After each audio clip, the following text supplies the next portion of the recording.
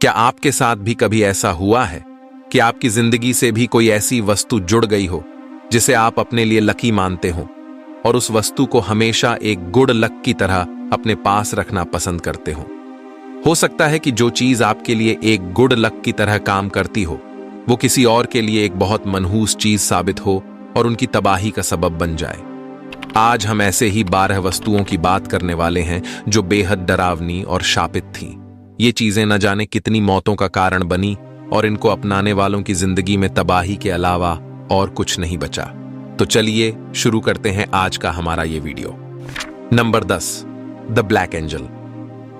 USA के Iowa city में स्थित द ब्लैक एंजल एक प्रसिद्ध और रहस्यमय मूर्ति है। साल 1913 में निर्मित ये मूर्ति टेरेसा डोलेजल फेल्ड वर्ट द्वारा अपने पुत्र और पति की स्मृति में बनाई गई थी। शुरुआत में ये मूर्ति कांसी की चमकदार थी, लेकिन समय के साथ ये काली पड़ गई, जिससे इसे ब्लैक एंजल कहा जाने लगा। इस मूर्ति से जुड़ी कई मिथक और कहानियां प्रचलित हैं। एक मान्यता है कि जो भी इस मूर्ति को छूता है उसकी मृत्यु हो जाती है। कुछ लोग कहते हैं कि मूर्ति के काले पड़ने का कारण टेरेसा के बेटे की आत्मा है, जो अब भी मूर्ति में बसी हुई है। अन्य मान्यता के अनुसार ये मूर्ति रात में जीवित हो जाती है और कब्रिस्तान में घूमती है। वैज्ञानिक दृष्टिकोण से मूर्ति का काला पड़ना ऑक्सीडेशन प्रक्रिया का परिणाम है, जो हवा और बारिश के प्रभाव से होती है। ये प्राकृतिक प्रक्रिया है जो कांसी की मूर्तियों में आम होती है, लेकिन ब्लैक एंजल का रहस्य और इसके साथ जुड़े मिथक लोगों के दिलों में एक डर और आकर्षण का मिश्रण पैदा करते हैं।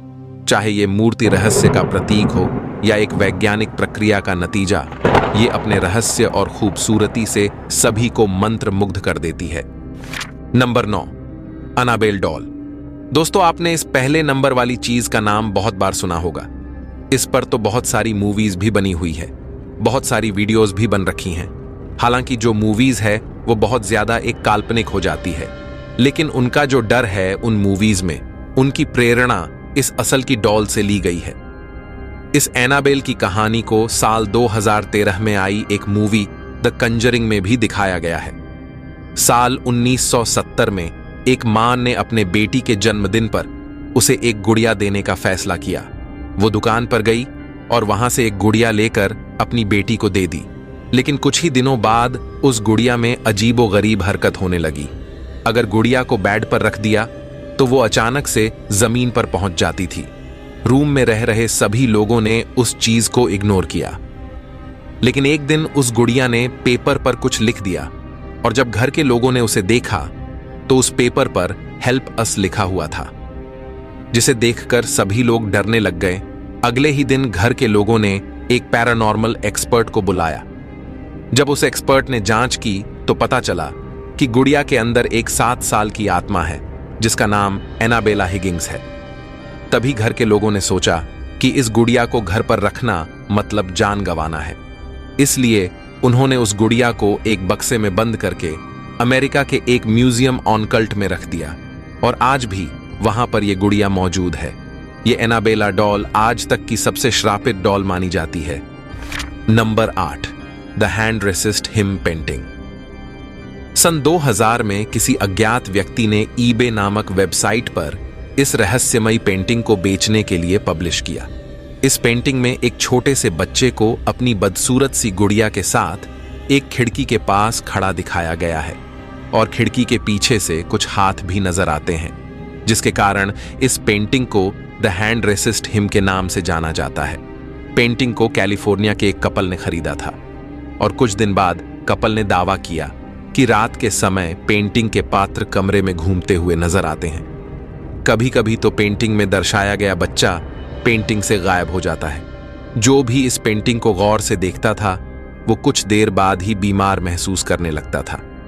एक व्यक्ति ने यह दावा किया कि उसने इस पेंटिंग का प्रिंट आउट लेने की कोशिश की तो उसके प्रिंटर ने काम करना बंद कर दिया, लेकिन जब उसने किसी और फोटो का प्रिंट आउट निकाला तो उस आदमी का प्रिंटर बिल्कुल ठीक काम कर रहा था। इस पेंटिंग में कितनी सच्चाई है ये अब तक नहीं पता चल पाया है। कोई भी एक्सपर्ट इसका सच नहीं जान सका है। Number 7, James dean car. दोस्तों, जेम्स डिन का जन्म सन 1931 में हुआ था और वो अपने समय के मशहूर एक्टर थे। उनके पास एक पोस्ट फाइटर 550 कार थी, जिसे वो प्यार से लिटिल बस्टर्ड भी कहते थे। सन 1955 में आई सुपरहिट मूवी स्टार वर्स के एक्टर एलेक गिनेस ने डीन की कार में बैठने के बाद कहा था कि कार में बैठने के बाद उनको कुछ अजीब सा एहसास हुआ है, और उन्होंने डीन से कहा, मैं तो इस कार में घबराहट के कारण एक पल भी नहीं बैठ पाया। अगर तुम इस कार को ऐसे ही चलाते रहे तो जल्द ही तुम्हारी मौत हो जाएगी। ठीक 7 दिन बाद डीन की एक रोड एक्सीडेंट में मौत हो गई और उनकी कार बुरी तरह से क्षतिग्रस्त हो गई। उस टूटी हुई कार को बाद में जॉर्ज बैरिस नाम के एक व्यक्ति ने ले लिया। जॉर्ज बैरिस उस कार को अपने गैरेज में ले गया और वहां काम करते समय यह कार एक वर्कर के ऊपर गिर गई, जिसकी वजह से उस वर्कर की मौके पर ही मौत हो गई।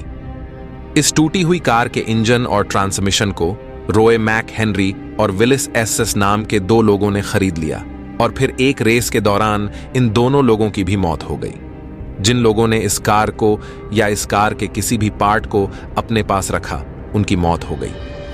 नंबर 6, रॉबर्ट गुड़िया। दोस्तों, ये गुड़िया फ्लोरिडा में रहने वाले बच्चे रॉबर्ट यूजीन ऑन्टो को सन 1906 में उसके नौकर ने दी थी। बताया जाता है वो नौकर काला जादू जानता था और उस बच्चे की फैमिली को बिल्कुल पसंद नहीं करता था।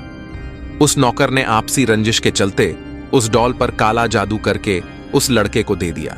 घर के आसपास रहने वाले लोगों का कहना था कि उन्होंने भी इस लड़के को गुड़िया से बात करते हुए देखा है और वो गुड़िया भी इस बच्चे से बात करती थी। यही नहीं, कई लोगों ने उस गुड़िया को घर के अंदर घूमते हुए भी देखा था। जब उस घर में कोई नहीं होता था तो अक्सर उस बच्चे रॉबर्ट यूजीन का कमरा उथल पुथल पाया जाता था, और जब रॉबर्ट अपने माँ बाप को यह कहता था कि उस गुड़िया ने कमरे में सब कुछ उथल पुथल किया है, तो उसकी बात पर कोई विश्वास नहीं करता था। ऐसी ही डरावनी घटनाएं लगातार होने के कारण रॉबर्ट के माँ बाप ने उस गुड़िया को एक बॉक्स में डालकर घर के एक कोने में रख दिया। सन 1974 में रॉबर्ट की मृत्यु हो जाने के बाद इस घर को एक दूसरी फैमिली ने खरीद लिया और उस फैमिली की छोटी बच्ची को ये गुड़िया मिली। एक बार फिर से घर के अंदर वही डरावनी घटनाएं शुरू होने लगी। उस बच्ची ने बताया कि ये गुड़िया जिंदा है और उस बच्ची को जान से मारना चाहती है। इन घटनाओं से डरकर उस बच्ची के पेरेंट्स ने उस गुड़िया को फ्लोरिडा के ईस्ट मार्टिन म्यूजियम में दे दिया। लेकिन यहां भी गुड़िया की डरावनी हरकतों का सिलसिला बना रहा। ऐसा माना जाता है कि जो भी इस गुड़िया की इजाजत के बिना इसकी फोटो खींचता है, उस व्यक्ति को ये गुड़िया शाप दे देती है और उस व्यक्ति के जीवन में अजीब घटनाओं का आगमन हो जाता है। Number 5, haunted mobile number. 10 साल से चल रहा है ये सिलसिला। आज तक इस नंबर को जिसने भी इस्तेमाल किया वो जिंदा नहीं बचा। मौत ने उसे गले लगा लिया। इस मोबाइल नंबर का जिस शख्स ने भी इस्तेमाल किया, उसकी मौत हो गई। यह सिलसिला कुछ दिनों से नहीं बल्कि पिछले 10 साल से चल रहा है। सोशल मीडिया पर भी इस खौफनाक मोबाइल नंबर को लेकर काफी शोरगुल है। 3 बार हो चुकी है घटना। दरअसल ये घटना एक बार नहीं बल्कि 3 बार ऐसी घटनाएं हो चुकी हैं। इस नंबर को अभी तक 3 लोगों ने खरीदा है और तीनों की मौत हो गई। यह घटना बुल्गारिया की है। बता दें कि सबसे पहले इस नंबर को मोबिटेल कंपनी के सीईओ ने खरीदा था। कंपनी के सीईओ व्लादिमीर गैसनव ने इस मोबाइल नंबर को सबसे पहले खुद के लिए जारी करवाया था। कुछ दिन बाद ही व्लादिमीर गैसनव को कैंसर हो गया और साल 2001 में उनकी मौत हो गई। लेकिन कहते हैं कि कैंसर से मौत होने की अफवाह उनके दुश्मनों ने फैलाई थी, जबकि मौत का कारण कुछ और ही था। मीडिया रिपोर्ट्स की माने तो ये मोबाइल नंबर उनकी जान का दुश्मन बना। सिलसिला यहीं नहीं रुका। इसके बाद इस मोबाइल नंबर को डिमित्रो नाम के एक कुख्यात ड्रग डीलर ने लिया। इसके बाद डिमित्रो को वर्ष 2003 में एक रशियन माफिया ने मार दिया। डिमित्रो का ड्रग कारोबार 500 मिलियन का था। मौत के समय यह नंबर डिमित्रो के पास ही था। इसके बाद भी ये मौत का सिलसिला बंद नहीं हुआ। डिमित्रो की मौत के बाद ये नंबर बुल्गारिया के एक व्यापारी डिस्लीव ने खरीदा। नंबर लेने के कुछ ही दिन बाद डिस्लिव को साल 2005 में बुल्गारिया की राजधानी सोफिया में मार दिया गया। डिस्लिव एक कोकीन ट्रैफिकिंग ऑपरेशन भी चलाता था। इस तरह से इस भूतिया नंबर से एक के बाद एक करके 3 मौतें हुई। हालांकि 3 मौत हो जाने के बाद इस नंबर को साल 2005 में सस्पेंड कर दिया गया। Number 4, the curse chair of death. ये बात सन 1702 की है, जब थर्स इंग्लैंड में थॉमस बूसबी नाम का एक कातिल था, जिसे अपने फादर इन लॉ की हत्या करने के जुर्म में मौत की सजा सुनाई गई। फांसी से पहले अपनी आखिरी इच्छा जाहिर करते हुए बूसबी ने कहा कि वो थर्स्क के अपने फेवरेट पब की फेवरेट चेयर पर बैठकर एक आखिरी बार खाना खाना चाहता है। अपना खाना खत्म करने के बाद वो खड़ा हुआ और बोला, उसकी मौत तय है जो मेरी कुर्सी पर बैठने की कोशिश करेगा। और तब से ये कुर्सी शापित हो गई। दूसरे विश्व युद्ध के दौरान रॉयल एयरफोर्स के 2 पायलट उस पब में आए और उस कुर्सी पर बैठने की जुर्रत की, और पब से निकलते ही कुछ ही दूरी पर उनके ट्रक का एक्सीडेंट हो गया और दोनों ही पायलट की मौत हो गई। इस घटना के बाद से ही जो भी सैनिक या अन्य कोई भी आदमी जो इस कुर्सी पर बैठता था, वो कभी घर वापस नहीं लौटता था।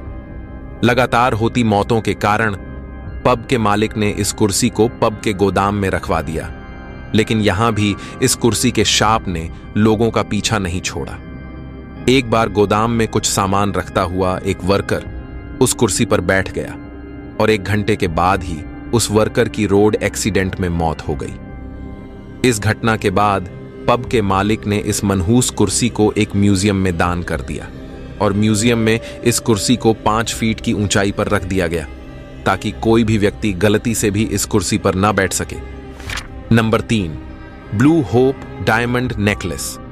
इस डायमंड को गोलकोंडा डायमंड भी कहा जाता है, जिसकी खोज सन 1673 में की गई थी। हालांकि मिलने के बाद से ही यह बहुत बदल गया है और भारत से चलकर इसने पूरी दुनिया की सैर कर ली है। हर बार अपने मालिक के साथ इस हीरे ने कुछ ऐसा कर दिया कि इसका नाम दुनिया के सबसे श्रापित हीरो में शुमार हो गया। क्या है Cartier blue hope diamond necklace की कहानी? तो इसकी कहानी 16 की सदी में शुरू हुई, जब French gem merchant Jean Baptiste Tavernier को यह हीरा भारत की एक खदान से मिला। यह हीरा आंध्र प्रदेश के गुंटूर की कोलूर खदान में था। उस वक्त इस इलाके को गोलकोंडा कहा जाता था, इसलिए इस हीरे का नाम गोलकोंडा डायमंड भी है। लोक कथाओं में यह भी शुमार है कि इस फ्रेंच मर्चेंट ने यह हीरा किसी मूर्ति से चुराया था। यह हीरा उस मूर्ति की आंख के तौर पर लगा हुआ था और इसके बारे में पता चलते ही एक पुजारी ने हीरे से एक श्राप को जोड़ दिया, जिस किसी के पास भी हीरा आएगा उसका विनाश होगा। इसके बाद ही उस फ्रेंच मर्चेंट को बुखार छुड़ा और उसकी मौत हो गई। इतिहासकार रिचर्ड कुरिन और उनके अलावा कुछ रिपोर्ट्स मानती हैं कि इस हीरे को किंग लुइस XIV को बेच दिया गया था। हालांकि इस हीरे के साथ भारत से लाए और भी कई हीरे किंग लुइस को बेचे गए थे। नोवेल फ्रेंच ब्लू में जेमोलॉजिस्ट और हिस्टोरियन रिचर्ड डब्लू ने लिखा है कि इस हीरे को बेचने के लिए उस फ्रेंच मर्चेंट को पेटेंट ऑफ नोबेलिटी भी दिया गया था।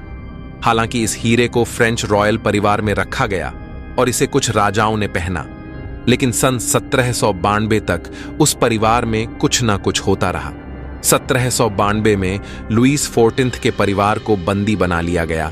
फ्रेंच राज परिवार में चोरी भी हुई और उसमें फ्रेंच ब्लू डायमंड को चुरा लिया गया, लेकिन तब तक लुइस XIV और उनके परिवार के कई सदस्यों का सिर कलम करवा दिया गया था। इतिहास में इस डायमंड को धीरे धीरे श्रापित कहना शुरू कर दिया गया और 1910 में जब तक ये फ्रेंच ज्वेलर पियरे कार्टियर के पास आया, तब तक इसकी ख्याति बढ़ चुकी थी। पियरे कार्टियर फ्रैंकोएस कार्टियर के पोते थे, जिन्होंने कार्टियर ज्वेलरी की स्थापना की थी। उन्होंने इस हीरे को नाम दिया ब्लू होप डायमंड। इसके बाद अमेरिकन सोशलाइट इवलिन ने इसे $1,80,000 में खरीदा, जो आज की डेट में $5 मिलियन के बराबर होगा। उस वक्त इवेलिन अपनी हर पार्टी और ट्रिप पर इस हीरे को पहनती थी। ऐसा माना जाता है कि वो हीरे को छुपा दिया करती थी और लोगों से उसे ढूंढने को कहती थी, और इस खेल को फाइंड होप नाम दिया जाता था।